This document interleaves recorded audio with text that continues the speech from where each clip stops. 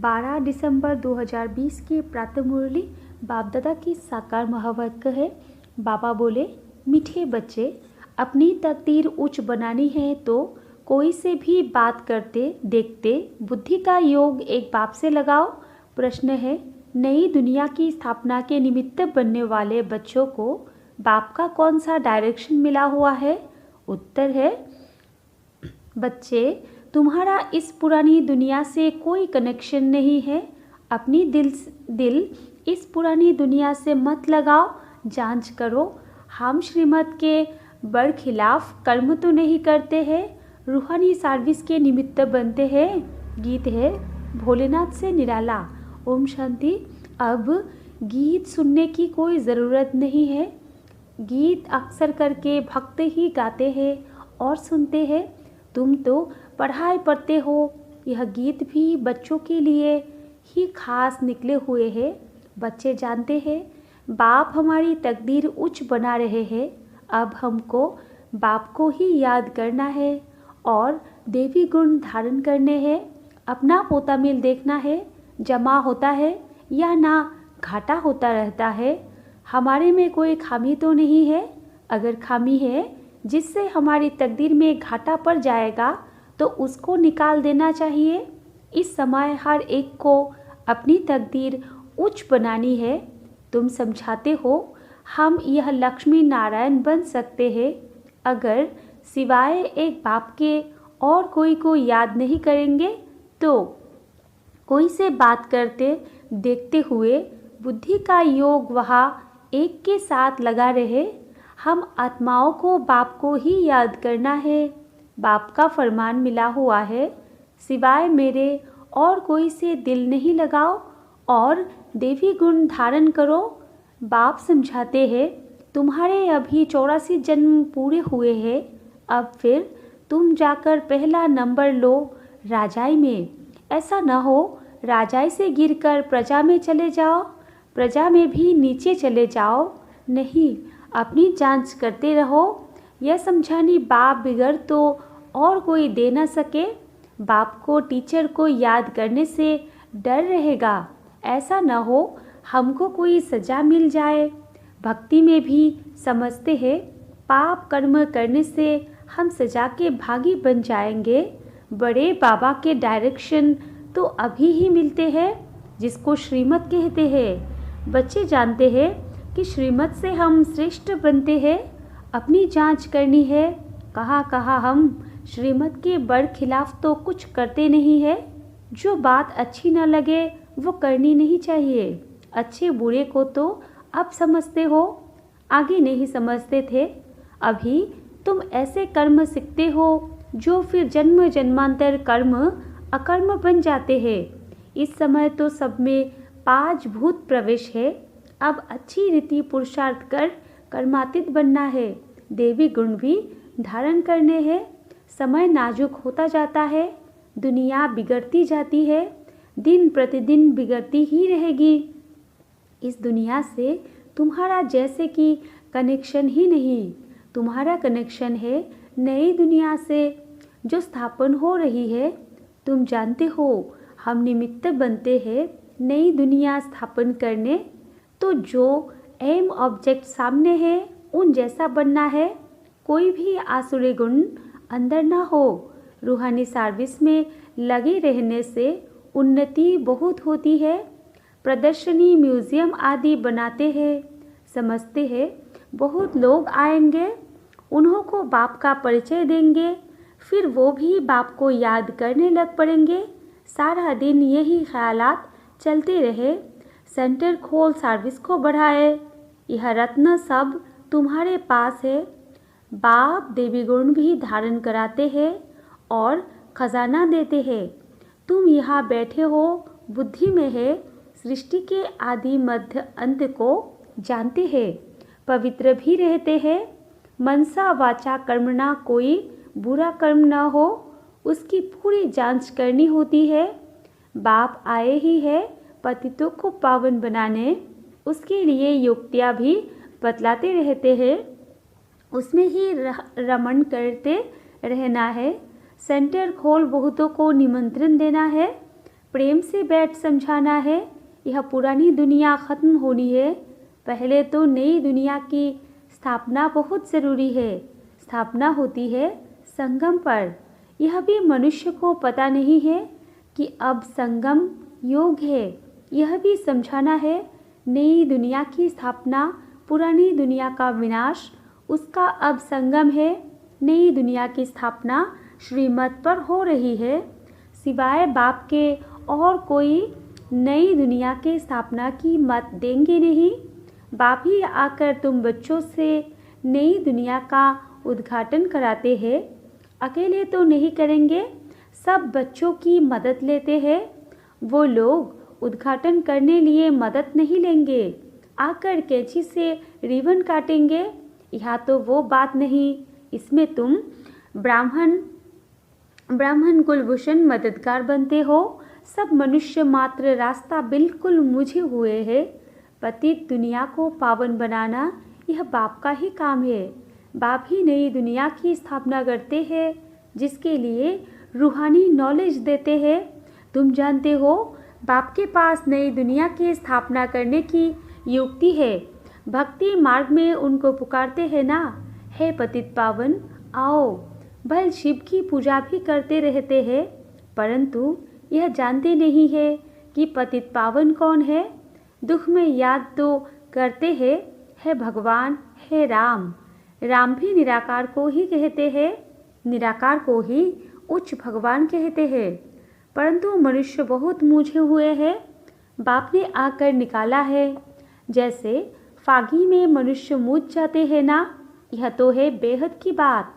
बहुत बड़े जंगल में आकर पड़े हैं। तुमको भी बाप ने फील कराया है हम किस जंगल में पड़े थे। यह भी अब पता पड़ा है। यह पुरानी दुनिया है, इनका भी अंत है। मनुष्य तो बिल्कुल रास्ता जानते ही नहीं, बाप को पुकारते रहते हैं।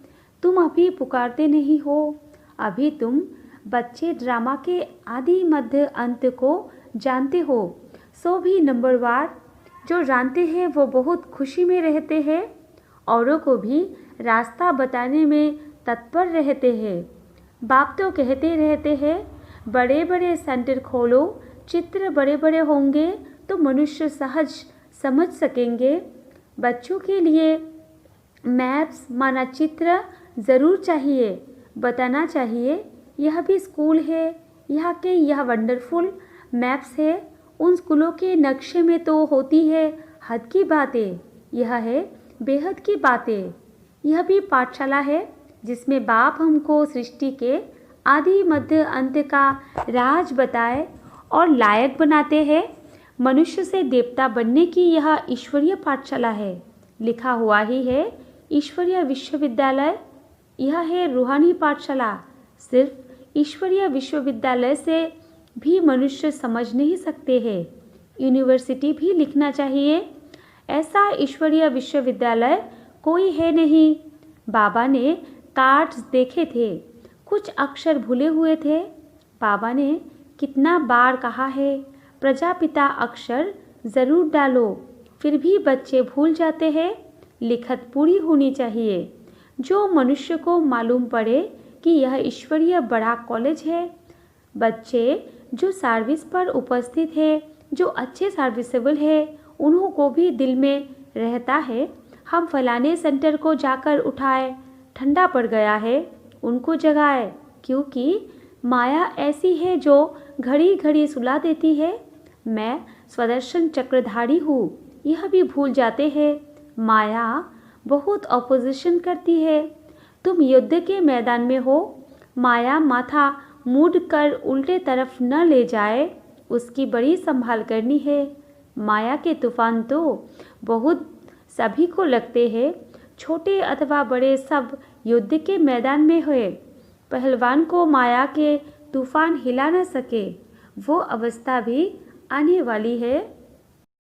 बाप समझाते हैं समय बड़ा खराब है, हालतें बिगड़ी हुई है। राजाएं तो सब खत्म हो जानी है, सबको उतार देंगे। फिर प्रजा का प्रजा पर राज्य सारी दुनिया में हो जाएगा। तुम अपनी नई राजाएं स्थापन करते हो, तो यहाँ राजाई का नाम भी खत्म हो जाएगा, पंचायती राज्य होता जाता है। जब प्रजा का राज्य हो तब तो आपस में लड़े झगड़े, स्वराज्य अथवा राम राज्य तो वास्तव में है नहीं, इसलिए सारी दुनिया में झगड़े ही होते रहते हैं। आजकल तो हंगामा सब जगह है। तुम जानते हो हम अपनी राजा स्थापन कर रहे हैं, तुम सबको रास्ता बताते हो। बाप कहते हैं मामी कम याद करो, बाप की याद में रह औरों को भी यह समझाना है, देही अभिमानी बनो, देह अभिमान छोड़ो। ऐसे नहीं कि तुम्हारे में सब देही अभिमानी बने हैं, नहीं, बनने का है। तुम पुरुषार्थ करते हो, औरों को भी कराते हो, याद करने की कोशिश करते हैं, फिर भूल जाते हैं। पुरुषार्थ यही करना है, मूल बात है बाप को याद करना। बच्चों को कितना समझाते हैं, नॉलेज बहुत अच्छी मिलती है। मूल बात है पवित्र रहना। बाप पावन बनाने आए हैं तो फिर पतित नहीं बनना है। याद से ही तुम शतप्रधान बन जाएंगे, यह भूलना नहीं है। माया इसमें ही विघ्न डाल भुला देती है। रात दिन यह तात रहे हम बाप को याद कर शतप्रधान बने। याद ऐसी पक्की होनी चाहिए जो पिछाड़ी में सिवाय एक बाप के और कोई भी याद न पड़े। प्रदर्शनी में भी पहले पहले यह समझाना चाहिए, यह है सबका बाप उचते उच भगवान, सबका बाप पतित पावन सदगति दाता यह है, यही स्वर्ग का रचयिता है। अभी तुम बच्चे जानते हो बाप आते ही है संगम योग पर, बाप ही राजयोग सिखलाते हैं। पतित पावन एक के सिवाय दूसरा कोई हो नहीं सकता। पहले पहले तो बाप का परिचय देना पड़ता है। अब एक एक को ऐसे एक चित्र पर बैठे समझाओ तो इतनी भीड़ को कैसे समझा सकेंगे। परंतु पहले पहले बाप के चित्र पर समझाना मुख्य है, समझाना पड़ता है। भक्ति है अथाह, ज्ञान तो है एक। बाप कितनी युक्तियाँ बच्चों को बतलाते रहते हैं। पतित पावन एक बाप है, रास्ता भी बताते हैं। गीता कब सुनाए यह भी किसको पता नहीं।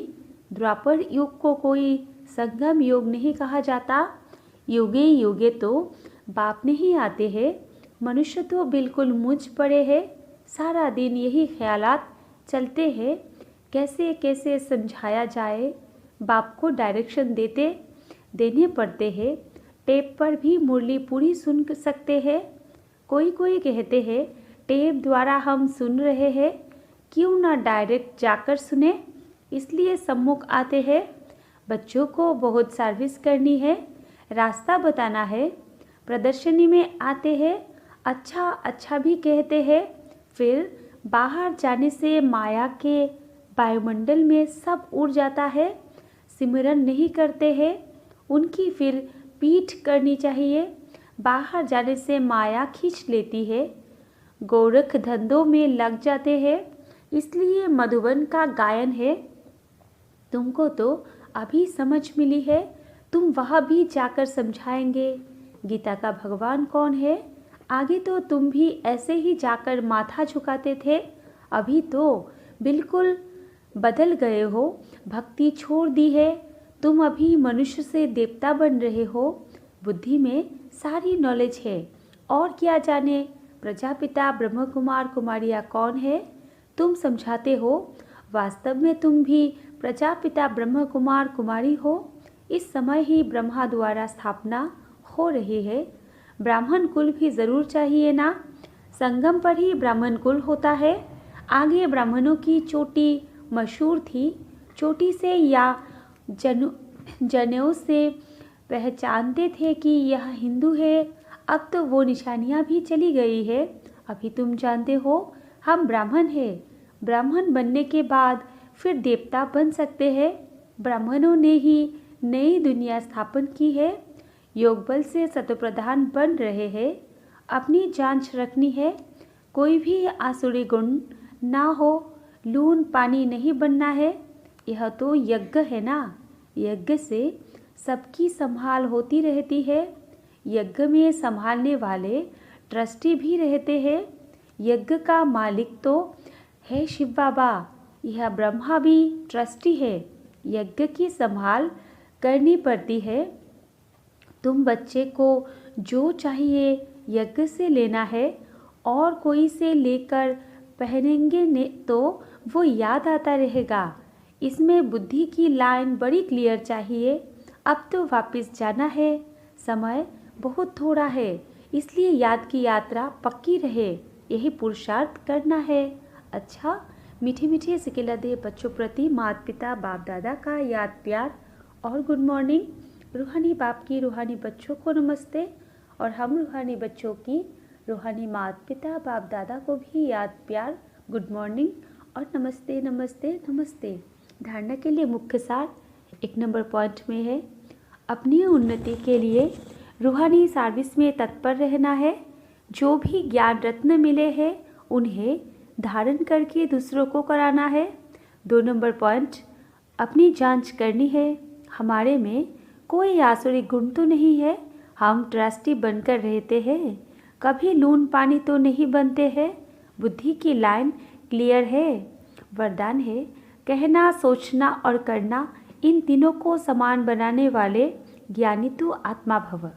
विस्तार है, अभी वानप्रस्थ अवस्था में जाने का समय समीप आ रहा है, इसलिए कमजोरियों के मेरेपन को व व्यर्थ के खेल को समाप्त कर करना सोचना और करना समान बनाओ, तब कहेंगे ज्ञान स्वरूप।